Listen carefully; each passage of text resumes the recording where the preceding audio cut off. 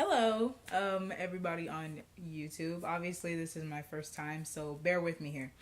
So, I am actually leaving for Air Force basic training on February 8th, and I've been watching all types of videos on YouTube trying to make sure that I'm prepared for basic.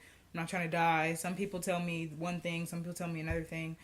Basically, I got it all figured out. What I wanted to do for you guys, the most recent set of videos that I've seen of people that have gone to basic or are going through the process are from anywhere from 1 to 2 years ago. So I just wanted to give a more recent version, I guess, of what the deal is, what's going on. And then when I get back from basic, I'm making more videos saying this is what happened, this is more recent, stuff like that. So, first of all, the process. I just had my 30-day briefing like 2 weeks ago, and it's crazy because I remember when I joined, I actually swore in on October 25th last year, and I'm already about to leave, and it's just crazy. But if you have any interest in the Air Force, this video is for you. What is first? First, you fill out a pre-qualification worksheet. You're going to go to whatever recruiting office is local in your city. If you don't have one in your city, like with us, we're Bakersfield. We're the only recruiting office in all of Kern County. So everybody, we have people from Tehachapi, from Wasco. Everybody comes to our office, which it sucks because you got to drive like an hour and a half. Some people have to drive through snow, but it shows kind of how dedicated you are. That's also why we have meetings every other week instead of every week. But I'm getting off task again. I'm going to do that a lot, so bear with me. But let's see. So you go talk to a recruiter. You fill out a pre-qualification worksheet. This is if you have any tattoos, if you use any drugs, anything like that. Right then and there, they're going to tell you whether or not you're disqualified from even going forward with the process. You can still go take the ASVAB, everything else. Some people actually come in after they've already taken the ASVAB, just so they can be like, this is my score, whatever else. But if you are disqualified, they'll tell you right then and there, because some things can be wavered, but there are things like if you've been in jail or anything like that, it can't be wavered. You just can't join. If you're qualified and he'll tell you, then they set up an appointment. He or she, whatever sergeant is your recruiter, he or she will set up an appointment with you, and you will go and you take your ASVAB if you haven't taken it already. If you've taken it already, you should get a packet. It's this really big packet. It's, I want to say 15 pages, 15 to 20 pages front and back. That packet right there, a lot of people, it shows whether or not you really are dedicated, because it takes a lot of time. You have to go back 5 or 6 years and talk about the places that you lived. You have to have some references. Honestly, it doesn't have to be completely filled out, but try as hard as you can. If you're like me, I'm a military family. My dad was in the Marines and he was in the Army, and my grandparents were in the Navy. My uncle's in the Navy. So we traveled up until I was born on a military base. We traveled everywhere.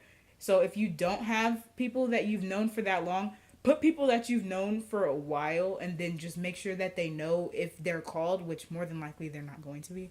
But if they're called and they ask, to just say, we've known them for a long time, or we've known them for a set amount of years. And it'll help you out. Trust me. So after you fill out that packet shows whether or not you're really interested and really dedicated, because it does take a lot of time. You really have to go deep in detail with your history and with the history of the people that you're putting on your list. You fill out that packet and you bring it back. Then you will be scheduled to go to MEPS. If you don't have any problems, you haven't been disqualified, anything else. I have asthma, or I had asthma. That's something that any other person would be disqualified from the Air Force right then and there. However, in high school, I played volleyball, I played basketball, I ran track, all varsity, and I did fine. I've never had an asthma attack. I haven't used an inhaler since I was a baby, so I'm fine. I actually had to go and get what's called a pulmonary function test, where they check your breathing and make sure that, yeah, you have asthma, but it's not going to affect anything. It's not going to affect your running. It's not going to affect anything like that. So I actually went through that whole process, and that's why I didn't get to leave as early as I wanted to, but I'm glad that we went ahead and took care of business and got it done. So you schedule your appointment to go to MEPS. When you go to MEPS, it's a shuttle that is going to take you from your Air Force office, or the Air Force recruiting office, to LA, or with us it's LA. It's whatever military entrance processing station that is in your state or in your area. I want to say in your county maybe. It really just depends. You go to MEPS. Well, first you go to the hotel. You stay at a hotel overnight. The next morning, You wake up at 3 or 4, depending on what area you're in. It will be 3 or 4 a.m. You go to MEPS, and you're standing out there until they open. And there's going to be a Marine sergeant, and he's going to be screaming and barking at you. Don't get scared. He's doing that because that's his job. They want to make sure that you have your attention. They want to make sure that you're serious and that you're not playing around. You will get called out if you're doing anything disrespectful, if you're moving, if you're scratching, you will get called out. There have been people that have got called out and screamed at in front of everybody. And it's kind of funny, actually, but nobody else can laugh because then it's your turn next. You're getting called out next. But you go in there, they're going to draw blood, they're going to check your weight, see how much you could, see how much you can lift, things like that. Everyone's heard of the duck walk. It's really honestly not that bad. You're going to have to be in a room with either all girls or all boys, depending on your gender. You're going to have to get naked in front of the doctor. That's it. They're going to check your business, make sure that you don't have any mad snail disease, anything like, you don't have any diseases. It's something you're going to have to go through it sooner or later. But you're also, after you do that, the doctor checks you, you strip down to your underwear. It's not a big deal. Everyone makes it seem like it's this huge deal. It took me like 10 minutes. You get naked for the doctor, then it's going to be a doctor of the same gender. If it's not, the doctor's assistant is going to be somebody of the same gender as you. The girls will not have a guy doctor. The guys, if you have a female doctor, there's going to be a guy assistant in there with you. Just because. The girls, on the very slight chance that you do have a guy doctor, there's going to be a female assistant in the room. So it's not anything to stress out about. The duck walk, you just do a bunch of exercises. You're in your underwear. They make sure that your bones work right, everything like that. It's really not a big deal. It's just stuff. Honestly, it's like if you play sports during high school, it's just like a locker room after or on a game day when you guys are changing and whipping each other with towels, and then the guys of the football players, they smack, like, it's just like that. Except you got to be serious because it's a military facility. So after you do that, that's really the whole process. They're just going to tell you go back to the hotel. They're going to tell you whether or not you are disqualified after they do. It's a physical examination. It's a body examination.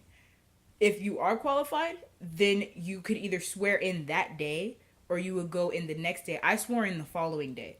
So I went back to the hotel that night because there are a lot of people. They're coming from everywhere. There are a lot of people. You swear in that night or the next morning.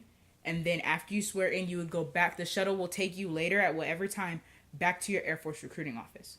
From there, you would tell your recruiter everything that went on, although they already know, but it's better you could tell them also so they have a full understanding of what happened.